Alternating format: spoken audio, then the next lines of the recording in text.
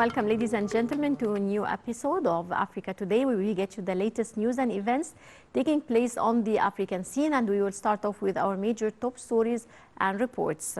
Africa Finance Corporation announced Egypt as its 32nd member. The corporation expects to invest over $1 billion in Egypt. More details in this report. Egypt has become the latest member of the Africa Finance Corporation, opening up the path for potential investments, tallying up to $1 billion. Prime Minister Mustafa Madbouli said that with the increasing importance of public-private partnerships in advancing the African continent and Egypt in particular, we are pleased to accede to membership of the renowned and trusted Pan-African institution like the Africa Finance Corporation. The most populous nation in North Africa, Egypt, has previously seen investments from the AFC worth over $100 million in infrastructure projects, such as the Egyptian General Petroleum Corporation. That number has the potential to rise even further to a further $600 million once the AFC begins investing in renewable natural gas, as well as the transport and logistics sectors put together, and the AFC expects to invest over $1 billion. Now a member Egypt can anticipate benefits such as reduced debt costs, more investment allocation, access to the AFC's structuring and lending solutions, and advisory and project development services. Founded in 2007, the AFC is dedicated to investing in private sector infrastructure projects across the continent, describing itself as the second highest investment grade rated multinational financial institution in Africa. The AFC uses specialized industrial experience to support the development of projects, all in the name of bettering Africa's infrastructure. Since its establishment, it has invested $8.7 billion in projects in 35 African nations. Welcome back, dear viewers, and we're glad to be joined over the phone by Ambassador Gamal Bayoumi, former assistant to the Foreign Minister. Good afternoon, Mr. Ambassador. Good afternoon. How are you? How are you, sir? Ambassador Bayoumi, Egypt has become the latest member of the Africa Finance Corporation, opening up the path for potential investments tallying up to $1 billion. How do you see this, sir? I see it a sort of continuation of Egypt's effort to be a member in the all international and regional financial organizations. Mind you that we are members of the IMF, International Monetary Fund, the World Bank, and many other organizations. Even the Bank for Reconstruction and Investment in Europe, we are members since decades.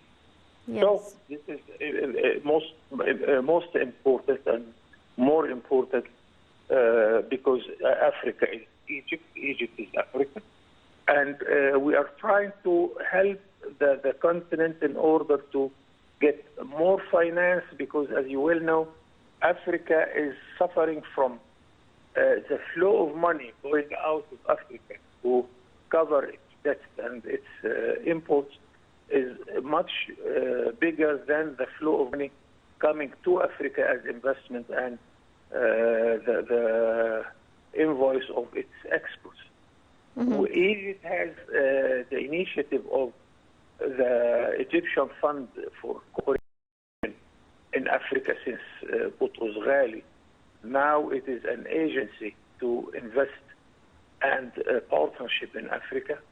So it is a new circle of a continuation of this sort of efforts in order to join the African efforts in order to develop the continent, in order to get more finance and more investment, whether to the African member states or to Egypt itself. Mm-hmm. And we succeeded lately, since the presidency of our president to the African Union, to convince many partners to come to invest in Africa with the Egyptian technical assistance and on the African ground. And many of our partners are keen to go through this experience. Now, this financial organization, it is one more step towards realizing our goals. I hope we shall continue like that. I hope Africa also will do its homework to ameliorate the situation, whether it is transport, road, or airway traffic, or ameliorating the banking system. All of these efforts would lead to more finance in Africa and to benefit Egypt and the whole African countries. Yes, Ambassador Bayoumi, to what extent does Egypt provide the necessary support to implement infrastructure projects and achieve regional integration in the African continent? It is a sort of a common effort. We cannot do it lonely or by ourselves. We have to convince Africa that it is for their favor to cooperate in such efforts. We need to make the transport in Africa much easier, whether it is road traffic. We are dreaming of an autostrad from Alexandria till Johannesburg. Yes. By the way, we are talking about this since 1977. And our ambassador in Rome, Samir Ahmed, sent us a very important study about a road like that. We are dreaming to make the ports in Africa much able to receive big ships. The big ships or the normal ships crossing the Suez Canal cannot go and land in the African ports. It's very small. So this is another task we have to cover. The airway traffic is not covering the whole continent. I was ambassador in Cameroon in Africa. To come to Egypt, I have to go to Paris or to go to Jeddah, or to spend a couple of nights in Nairobi. This is not correct. We have to cover every place in Africa. And of course, it costs for a railway, for an airway company. It would cost. Then this is the role of the government and the funds like that to finance these losses in order to make travel in Africa much easier, because you are talking about trade and investment and cooperation. How can I cooperate while I cannot travel easier between the African continent? This is, in brief, what we need to do. Yes. Mr. Ambassador, Egypt aims to develop rapid plans to increase intra-regional trade and benefit from Africa's resources to reach sustainable development for the African continent. Now, what's your comment on this, and how can we reach sustainable development for all African countries? Africa is full of resources, of course. You are talking here about oil, petrol, or copper, aluminium, timber, wood, and many agricultural products. The problem that because of the difficulties of the transport, you cannot easily export from Africa. Yes. So my idea was we should go to Africa. And my slogan there, and always, it was, if you want to trade with Africa, you have to go and invest in Africa and make industries in Africa. And I have some experiences there where some high official was asking us, why don't you come and establish a small industry for canned food?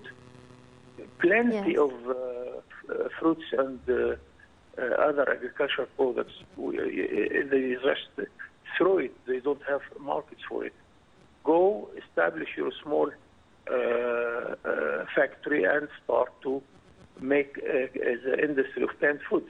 Another thing that we are importing the African wood through the European capitals. Why don't we go with some very small project to cut the wood, to have a sort of tractors? We go with it to Egypt with 1/4 of the price from Europe.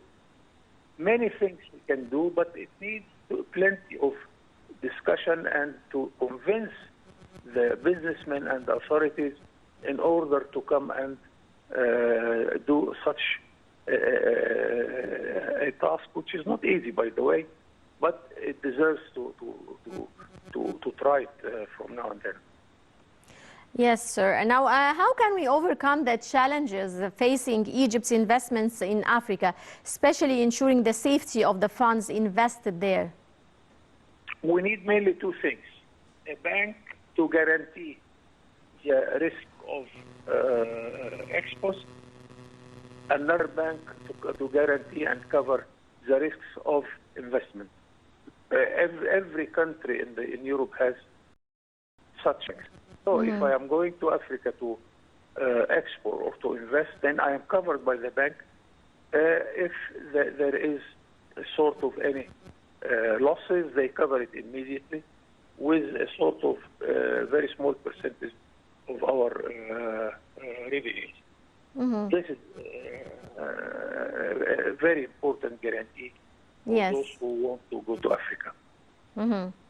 And how do you see the role of trade representative offices in promoting trade exchange between African countries and the establishment of sustainable exhibitions to market Egyptian products in the different African states? They are doing a marvelous job because they know their work. Of course, a diplomat like myself, I do my best, but I'm not the expert. They are the experts. And I must tell you that we do not have enough commercial offices in all our embassies in Africa. And between 50 embassies and missions in Africa, you will not find 12 commercial offices. We have to change this, but you have to talk to the government, because when they want to save some money, they just close some offices. This is not the correct policy if we want really to gain our position in Africa. Sir, how can the opening of more Egyptian banks in African countries contribute to increasing trade between Egypt and African countries? Very necessary, very important, because as I tell you at the beginning, that the banking system in Africa is not yet developed. You cannot have what we call a first-class bank in order to give you a letter of credit for your exports. So if we open branches to our banks in Africa, this will help a lot, especially if they maintain the international level of policies. Right. Well, I would like to thank you very much, Ambassador Gamal Bayoumi, former assistant to the Foreign Minister. Many thanks for your insights, sir. And dear viewers, now we move back to our special reports. Egypt has become the latest member of the Africa Finance Corporation, opening up the path of potential investment, tallying up to $1 billion. More details in this report. Prime Minister Mustafa Madbouli said that with the increasing importance of public-private partnerships in advancing the African continent, and Egypt in particular, it is a pleasure to accede to the membership of renowned and trusted Pan-African institution like African Finance Corporation. AFC has already invested over $100 million in infrastructure projects in Egypt, including the Egyptian General Petroleum Corporation and the Carbon Holdings, a petrochemicals conglomerate. The corporation has also identified a further $600 million worth of projects across renewable natural gas as well as transport and logistics sectors, expecting to invest over $1 billion in Egypt in total. Egypt's accession expands AFC's footprint in North Africa after Morocco had joined in June 2021. As a member, Egypt will enjoy benefits including increased investment allocation, preferred access to AFC's structuring and lending solutions, reduced debt costs for projects, and access to advisory and project development services. AFC was established in 2007 with the aim of fastening private sector-led infrastructure investment across Africa. It is the second highest investment multinational financial institution in Africa, having an approach that combines specialist industry expertise with a focus on financial and technical advisory, project structuring, project development, and risk capital to address Africa's infrastructure development needs and drive sustainable economic growth. AFC invests in high-quality infrastructure assets that provide essential services in core infrastructure sectors of power, natural resources, heavy industry, transport, and telecommunications. The corporation has invested over $8.7 billion in projects in 35 countries across Africa since its inception. Welcome back, dear viewers, and still with our special reports. And moving on to Libya, the number of migrants intercepted by Libyan coast guards on their way to Europe has trebled compared with last year. Nearly 23,600 people have been stopped or rescued since January, compared to 7,800 in the first 8 months of 2020. More details. The number of migrants intercepted by the Libyan coast guards on their way to Europe has tripled compared with last year. Nearly 23,600 people have been stopped or rescued since January, compared with 7,800 in the first 8 months of 2020. Monitors said there had been a recent increase in the number of Syrians trying to cross the Mediterranean via Libya. The increase comes amid a wider surge since May, as migrants took advantage of warm Mediterranean weather and reduced travel restrictions linked to COVID-19. More than 4,900 people were intercepted in June alone, compared with just 1,500 the last year. The latest figures were published by the United Nations Refugee Agency, UNHCR, which said that migrants were stopped in 173 separate operations. These were carried out by Libyan Coast Guards and the country's General Administration for Coastal Security, which is under the Interior Ministry. The EU and Italy have provided support to Libyan Coast Guards in an effort to reduce illegal migration to their shores, but hundreds of people still arrived by boat on the Italian island, in addition to those stopped by Libyan guards. The Euro-Mediterranean Human Rights Monitor said 30 migrants who recently went missing on the capsized boat had mostly come from the besieged Syrian city of Dar'a. The International Organization for Migration says that 1,100 people have died on the central Mediterranean route this year. And dear viewers, that brings us to the end of this edition of Africa Today. Many thanks for watching, and stay tuned for more coming up here on Nile TV International.